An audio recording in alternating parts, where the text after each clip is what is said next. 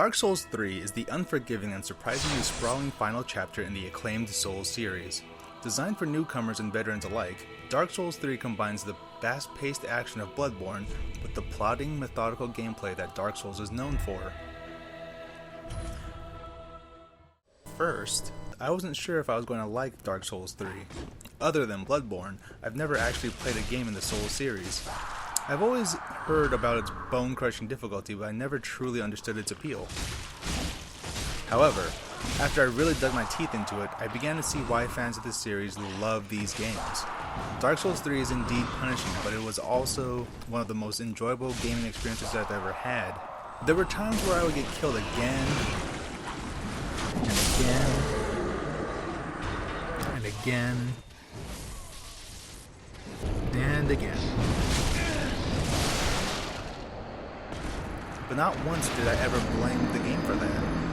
And that was because I realized that the game was not difficult.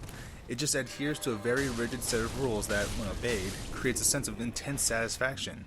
It's like solving a puzzle with every victory over an enemy. Taking up the mantle of the Ashen One, players are tasked with traversing through the ruined kingdom of Lothric in order to defeat the Lords of Cinder and claim the right to reignite the First Flame and prevent an impending apocalypse.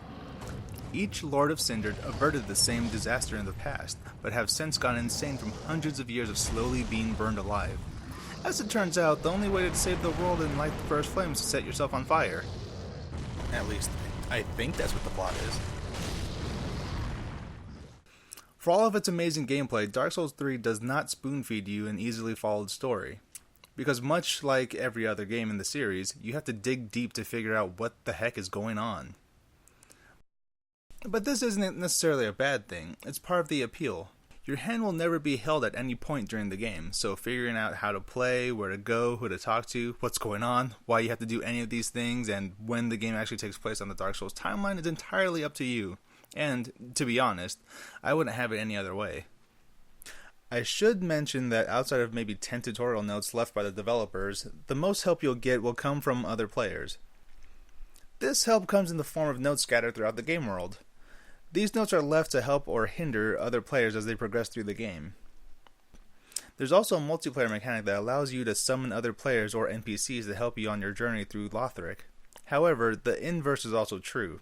Player or AI-controlled spirits can invade your game and fight you at just about any point in the game, save for boss fights. One aspect of Dark Souls 3 that I absolutely loved was the wide array of playstyles that are supported. You could go in with a sword and board, use a big old two-handed hammer, fight from afar with a bow and arrow, use magic, or use a combination of any of those things. Personally, I went in with a sword and shield combo with some pyromancy thrown in the mix. But when the chips were down, I knew I could always bust out a big old two-handed sword and get the job done.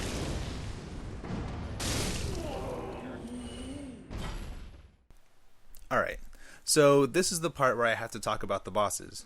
If you don't want to see any of the bosses, you should stop the video right here and go play the game.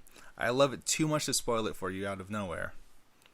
For those of you still here, let's talk bosses.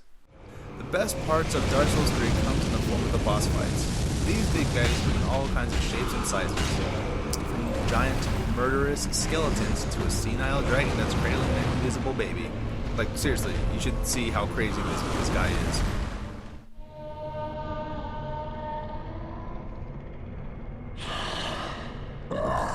You ignorant slaves. Finally taken notice, have you? Of the power of my beloved Ocelot, child of dragons. Well, I will not give him up, for he is all that I have.